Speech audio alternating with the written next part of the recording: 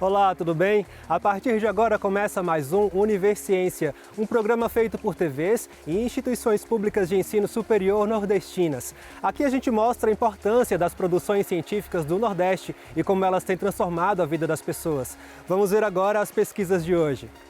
Devido à falta de legislação sobre a pimenta rosa, cientistas da Universidade Estadual do Sudoeste da Bahia, campus de Itapetinga, estão realizando testes e produzindo parâmetros para poder identificar possíveis fraudes na especiaria. Pesquisadores do Instituto Federal do Maranhão, campus de São Luís do Maranhão, produziram um protótipo de uma balança que emite a pesagem através do som. Essa balança ficou conhecida como balança falante e vai auxiliar pessoas cegas nas pesagens em geral. Pesquisadora da Universidade de Santa Cruz, campus de Ilhéus, elabora cartilha a partir da oralidade para manter viva a história quilombola. E ainda, a gente vai conhecer uma pesquisa que estuda a aplicação de tratamento fisioterapêutico para o controle da enxaqueca. Tudo isso você confere a partir de agora no Universiência.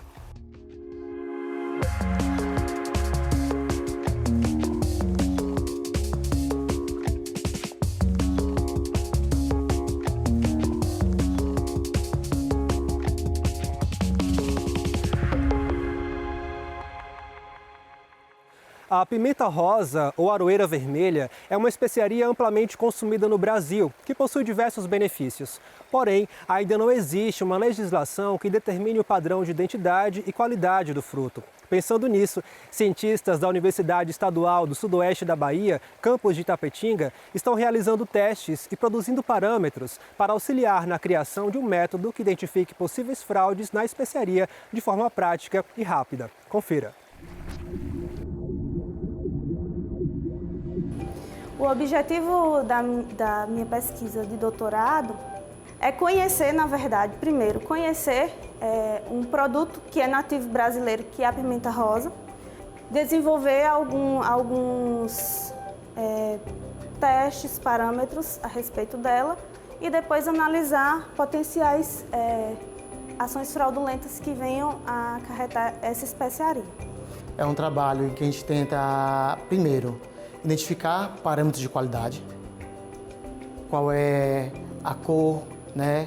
Qual é o teor de umidade, qual é o teor, no caso, o teor de água, qual é o teor de óleo, o teor de outros constituintes, de maneira geral, que esses componentes têm, e estabelecer padrões que a indústria depois possa utilizar como padrão de qualidade, tendo em vista que os trabalhos de pimenta rosa do óleo é bem discutido, mas o trabalho da pimenta rosa em si, como matéria-prima, né, a gente não tem esses dados.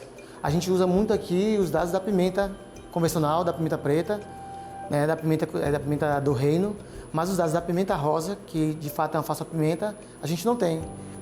A pimenta rosa, ela possui uma variabilidade entre tanto plantas como regiões de produção, de técnicas agrícolas de cultivo, manuseio.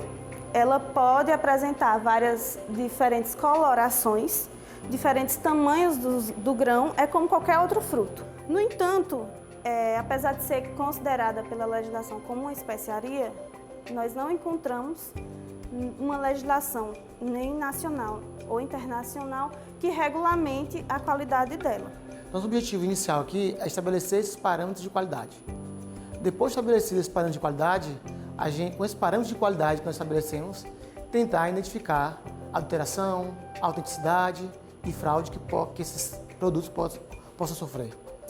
Então a gente colhe essas amostras e, como a gente pode observar, essas amostras são diferentes umas das outras. Então a gente classifica elas. O que seria classificar essas amostras? A gente separa ela e a gente vai fazer o percentual, né? Que vai pesar de acordo com a massa total dessa amostra que eu tenho, quantos por cento dessa amostra tem de grãos claros, de grãos escuros, de grãos quebrados. A gente pega essas amostras, geralmente produz extratos, né? Que é o que a gente vê aqui, e analisa esses extratos. Então, analisando essas várias amostras com várias concentrações diferentes de fraudes, a gente gera um modelo matemático e com esse modelo matemático a gente consegue indicar para as novas amostras que eu adquiro no mercado se elas são puras ou fraudadas. Eu compro pimenta rosa para consumir, buscando os benefícios que ela traz para a minha saúde. Se eu compro ela fraudada, eu estou sendo enganado, porque esses benefícios eles não vão se encontrar lá, ou se eu encontrar, eles vão estar em uma quantidade muito menor, né? Esses compostos que vão me trazer esses benefícios. Uma vez que é fraudada, o consumidor não conhece essa fraude, certo? Então, se essa amostra for fraudada com um potencial alergênico, um composto que tem poder de desenvolver uma alergia ou de acometer esse indivíduo, o consumidor que fizer uso desse produto, ele pode vir a desenvolver uma reação alérgica sem nem conhecer, nem saber, né, que está consumindo aquele produto. Quando a gente desenvolve essas técnicas, a ideia também é transferir essa tecnologia para as indústrias, para que elas tenham agora parâmetros para determinar se aquele material está ou não está adulterado, a autenticidade daquele material. E, por fim, o meio aí, né, tem os institutos de fiscalização. Então, o nosso objetivo aqui é estabelecer métodos e técnicas para que os institutos, né, que fazem avaliação, que verificam, que identificam essas fraudes, né, ou que avaliam essas fraudes, consigam identificar. Essas técnicas elas já vêm sendo utilizadas por órgãos fiscalizadores, como, por exemplo, o Ministério da Agricultura, Pecuária e Abastecimento, para analisar fraudes em azeite. Então, o que a gente faz é desenvolver novos modelos para nortear, justamente buscar que esses órgãos fiscalizadores cada vez mais utilizem essas técnicas para realizar essa detecção dessas fraudes, né, por serem muito mais rápidas.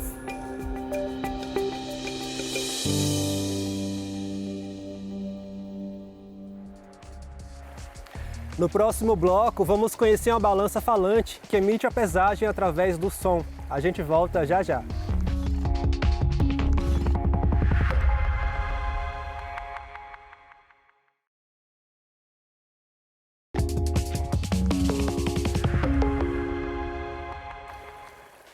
Tarefas simples do dia a dia às vezes não estão acessíveis a estudantes com deficiência, o que pode trazer prejuízos à trajetória acadêmica e profissional. Pensando nisso, uma professora de Ciências da Computação do Instituto Federal do Maranhão resolveu dedicar suas pesquisas à criação de protótipos que atendam a essas demandas de acessibilidade. O primeiro projeto que ela desenvolveu nessa área foi uma balança falante, que pode ser utilizada por pessoas cegas. Entenda mais sobre essa pesquisa. Eu sou a professora Cristiane Lemos, trabalho com pesquisas, tá? Pesquisas voltadas à acessibilidade.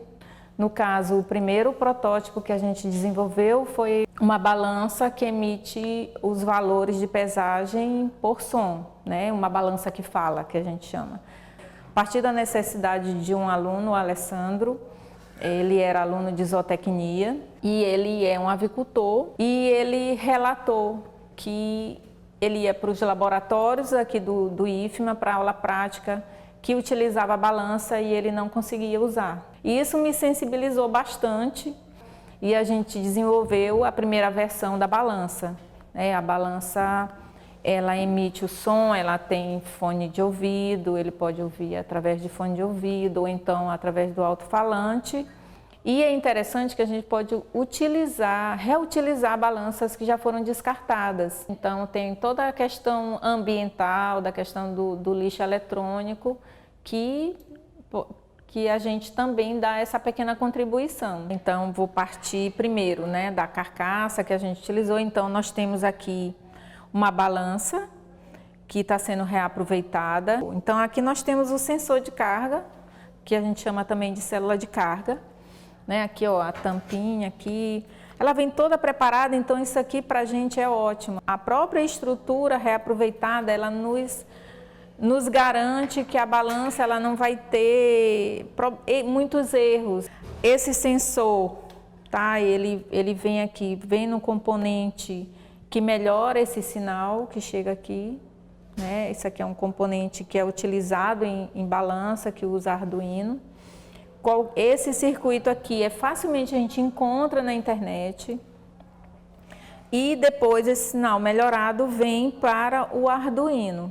Ele é uma plataforma de desenvolvimento em que ele envolve a parte de hardware, que é essa plaquinha aqui, e ela envolve a parte de software, que é a parte de desenvolvimento. Chegando aqui no Arduino, né, ele lê a medida e essa medida ela é convertida em som. De que forma? Realmente nós temos que gravar todos os sons, né, de pesagem. É o processo mais demorado da construção desse protótipo. É a questão do som, né, a qualidade do som. E aqui temos o display que uma pessoa sem deficiência visual ou com uma deficiência auditiva, ela vai poder fazer a leitura da pesagem. Eu participei de um projeto no laboratório, aí pela tarde eu precisava de fazer a pesagem dos experimentos e como não tinha balança adaptada, então eu ficava esperando sempre um aluno terminar o que estava fazendo para poder me ajudar, auxiliar nessa pesagem.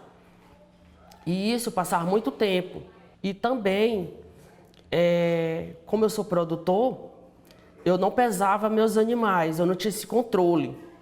Aí eu falando com a professora, nessa necessidade que eu estava sentindo, e viemos a montar essa balança falante, que hoje tenho todo o controle dos meus animais e consegui perceber, observar que eu antes da balança tinha um custo muito alto, que eu gastava muito. Hoje eu tenho o controle zootécnico, que é o conversão alimentar, ganho de peso, ter esse todo o controle do começo do lote até o final, até na hora da venda. Eu ligo aqui no botão, ligo na tomada, né? Aí ligo aqui no botão, tem a chave. Balança pronta. Ligou, falou, balança pronta. Zera aqui, ó. Balança zerada. Botou aqui o que for pesar em cima, pesou. Para quem já está vendo, ó, já está olhando aí no visor, está aparecendo, né? O peso. E ela não falou. Eu quero saber, como deficiente visual, quero saber o peso que está dando. Eu pressiono aqui o outro botão, que vai falar o peso. 1 quilo e 337 gramas. Então, essa pesagem que eu faço é todos os dias, os frangos, porque eu tenho o controle, então eu faço a pesagem da ração deles. É a conversão alimentar, né? Isso é muito importante mesmo. Então, essa balança implantada num sistema de produção, ela é ótima para o produtor. O interessante da balança desse projeto é que qualquer pessoa pode reproduzir, né? Então, a gente utiliza códigos abertos, né, que podem ser reutilizados, podem ser aprimorados, né? Então, é esse o nosso objetivo maior, divulgar, né, essa pesquisa. Ela é uma pesquisa simples a princípio, mas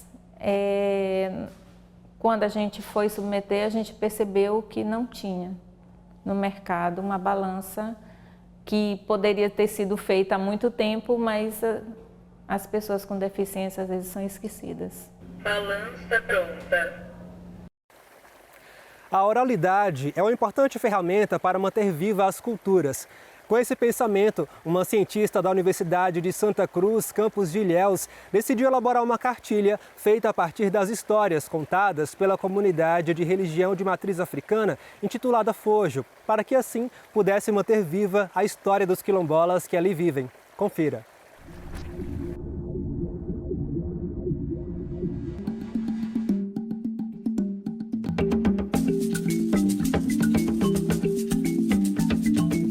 Quando eu pensei num projeto para o mestrado, eu pensei imediatamente no Fojo, comunidade quilombola, que era evangélica. E isso tinha muita curiosidade de entender essa dicotomia entre religião de matriz africana, que está muito intrínseca na história da constituição dos quilombos, e como é que resiste, como é que sobrevive uma comunidade quilombola com outra religião pentecostal. Eu queria pesquisar uma política pública recente do governo do estado, o edital 11 do Bahia Produtiva, que traz desenvolvimento territorial para os quilombos. E a partir desse edital, essa identidade ela era afirmada, ela potencializava essa identidade ou não. E como é que a escola também estava nesse processo? Fiz uma pesquisa de campo, junto a partir da memória, de observação, da oralidade também dessas pessoas que estão aqui. Eu pesquisei especificamente os quilombolas mais antigos e as lideranças da comunidade. Fiz uma pesquisa também com as professoras da comunidade e com a Secretaria de Educação do município para entender essa perspectiva de ser implantada a Lei 10.639, já que aqui existe uma escola quilombola.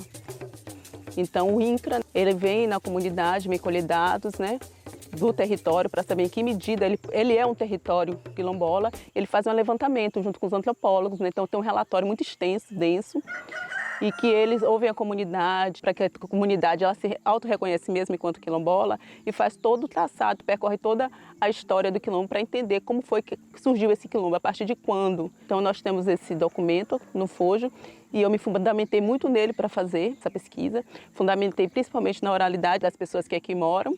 A valorização desse povo aqui dentro, que eu vejo, foi uma tradição que veio muito antes de nós. Não passou por nenhum de nós que está aqui dentro hoje, mas passou pelos antigos, os velhos avós, bisavós desse pessoal que está aqui hoje. Eles sofreram muito. Eles passaram por muitas coisas que nós hoje não conhecemos. Que as pessoas soubessem a história, por onde começou. Porque quando você sabe de uma história, aí você sabe o desvio das coisas. Porque não é fácil se fazer uma história, né? Para deixar uma história. Eles têm os saberes próprios, né, de manutenção do meio ambiente. E tudo isso é que a academia há muito tempo não levava em consideração, né, esses saberes. Mas hoje a gente sabe que o saber está aqui. E ele é passado como? Na escrita não, ele é passado através da oralidade. Que eu chamo de essas pessoas mais antigas da comunidade de uma biblioteca orgânica. E quando essa biblioteca morre, morre também todo o saber com ela. Então, assim, fiz 2 produtos finais, um foi a cartilha, direcionado para a Associação do Quilombo. Ela foi pensada na perspectiva dos editais do Estado, do Bahia Produtiva. Então, nela eu trago todos os documentos que é preciso, onde essa comunidade ela pode estar se articulando para poder tirar esses documentos. E uma outra questão foi a questão da educação escolar quilombola. Porque uma escola quilombola, que está dentro de um território quilombola, ela precisa aplicar a Lei 10.639, de 2003. Porque essa lei, ela vai tratar de uma educação que atenda à necessidade dessa comunidade. A criança ela tem que entender que ela é uma criança quilombola, ela está dentro de um contexto quilombola, ela está dentro de um território quilombola e ela tem que se perceber enquanto tal. E pensei nessa cartilha baseada na realidade desse quilombo, tratando do processo de autorreconhecimento, tratando do processo de certificação, de titulação, da história de Alfredo Gomes, que foi o fundador desse quilombo, que muitos não conheciam. Fiz uma cartilha em formato de gibi, para que as crianças pudessem conhecer o seu território e se auto-reconhecerem enquanto quilombola. Mas a gente precisa compreender que essa cartilha também ela foi pensada especificamente para o Fojo.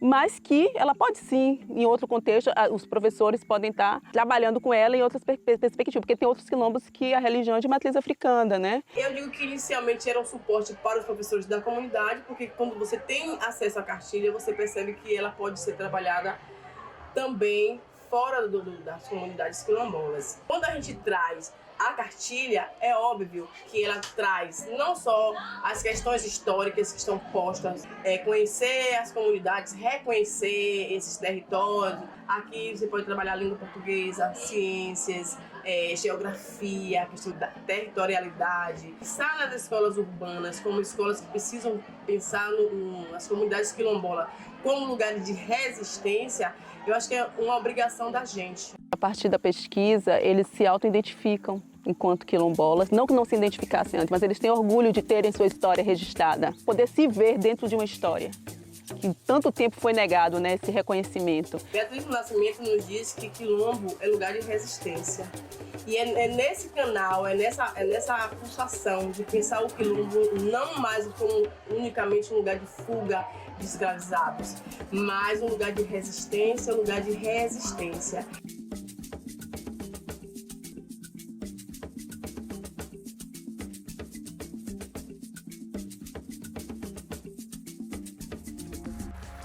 No próximo bloco, a gente vai conhecer uma pesquisa que estuda a aplicação de tratamento fisioterapêutico para o controle da enxaqueca. A gente volta já.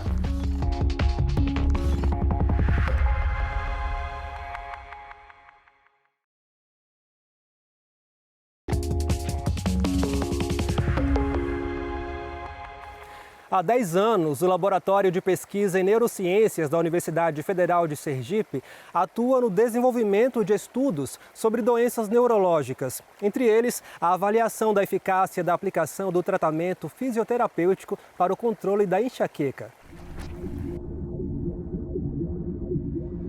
Eu já sinto enxaqueca já tem uns 10 anos, assim, só que nunca foi diagnosticada como enxaqueca, né? No Brasil, mais de 30 milhões de pessoas sofrem de enxaqueca. A doença é a sexta mais incapacitante do mundo. A enxaqueca geralmente é uma dor de cabeça pulsátil ou latejante, é uma dor que demora de 4 até 72 horas, é uma dor que piora com esforço físico, então a pessoa às vezes não consegue nem manter ali as atividades rotineiras porque a dor piora, e muitas vezes está aí com alguns sintomas associados, como a intolerância às luzes, sons e cheiros, e ainda pode apresentar náuseas e vômitos. Falar de enxaqueca é falar de uma gama infinita de possibilidades daquilo que pode estar acontecendo com os pacientes, né? São vários os tipos de dores de cabeça, são várias as causas de dores de cabeça e, acima de tudo, é preciso parar para entender o relato desse paciente, quais são os seus gatilhos, o que é um fator de exacerbação, quais são os fatores que fazem com que a pessoa inicie uma crise, perdure numa crise. Um projeto inovador na área da fisioterapia aqui na Universidade Federal de Sergipe tem auxiliado o tratamento de pessoas com enxaqueca a partir da eletroestimulação. Aqui no nosso laboratório já tem outros estudos utilizando a eletroestimulação, a TENS, né, o famoso choquinho para muitos. E aí, pensando no mecanismo de ação da TENS, a gente criou essa hipótese de que a utilização da TENS em associação com o processo de educação em dor, faria com que essas pessoas melhorassem os seus padrões relacionados à enxaqueca, que poderiam ser aí intensidade, frequência e duração das crises, além do impacto dessa dor na sua qualidade de vida. A pesquisa é feita com pessoas entre 18 e 50 anos, diagnosticadas com enxaqueca crônica por um neurologista. Então, as pessoas tendo esses critérios, elas são incluídas no estudo, passam por uma avaliação e, em seguida, a gente fornece 12 sessões de atendimento fisioterapêutico, no qual tem a aplicação da eletroestimulação junto com a educação em dor, na qual esses indivíduos eles recebem um e-book e semanalmente a gente discute sobre questões relacionadas à sua enxaqueca. Estou na 4ª sessão do projeto e aí melhorou bastante a questão da dor cervical. A frequência diminuiu muito, então antes eu tinha 2, 3 dias com dor.